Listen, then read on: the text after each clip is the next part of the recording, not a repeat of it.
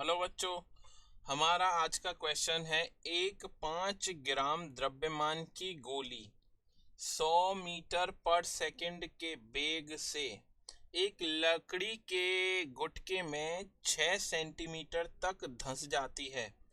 तब गोली द्वारा गुटके पर आरोपित औसत बल है। ठीक है, देखिए हमारे पास हम कोई गोली मान लेते हैं। इसका द्रव्यमान कितना है? 5 ग्राम। इसको हम लिख सकते हैं 5/1000 kg लिख सकते हैं। हमारे पास एक लकड़ी का गुटका है और प्रारंभिक वेग गोली का कितना है? 100 मीटर पर सेकंड। और जब ये इसके अंदर 6 मीटर धंस जाएगी उसके बाद गोली रुकेगी। 6 सेंटीमीटर धंसने के बाद तो गोली ने कितनी दूरी तय की? 6 सेंटीमीटर। अब हमें पता है गति के तीसरे समीकरण के अनुसार हमारा b स्क्वायर बराबर क्या होता है? u स्क्वायर और माइनस का 2as ऐसा लिख सकते हैं। क्योंकि देखिए हमने माइनस इसलिए लिया है क्योंकि आपका धीरे धीरे गोली की वेग कम हो रहा है। इसका मतलब इस पर मंदन कार्य कर रहा होगा, तभी गोली का वेग कम हो रहा है। अंतिम वेग कितना है? 0। और प्रारंभिक वेग कितना था?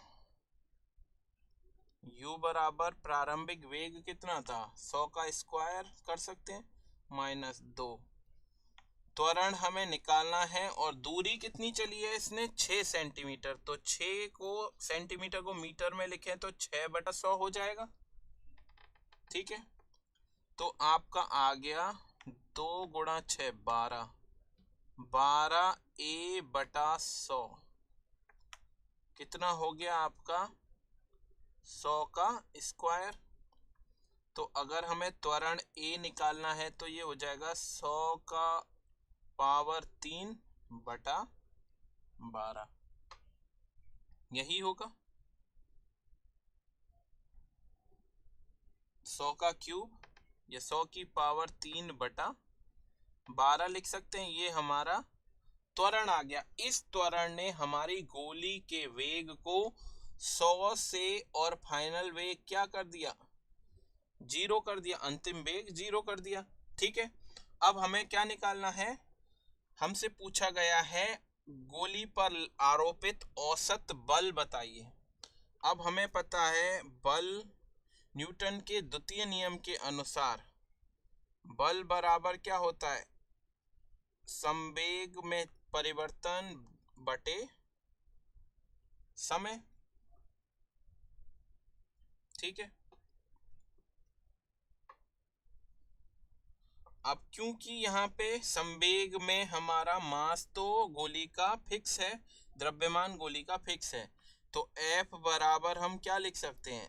ma लिख सकते हैं, जहाँ पे m द्रव्यमान है और a क्या है? त्वरण। तो हमारा फोर्स जो बल लगेगा, एवरेज फोर्स या बल, वो कितना हो जाएगा? द्रव्यमान कितना है गोली का? 5/1000 गुणा त्वरण हमने कितना निकाला? 100 की पावर 3। तो 100 की पावर 3 को हम अलग अलग 3 बार लिख सकते हैं बटा 12।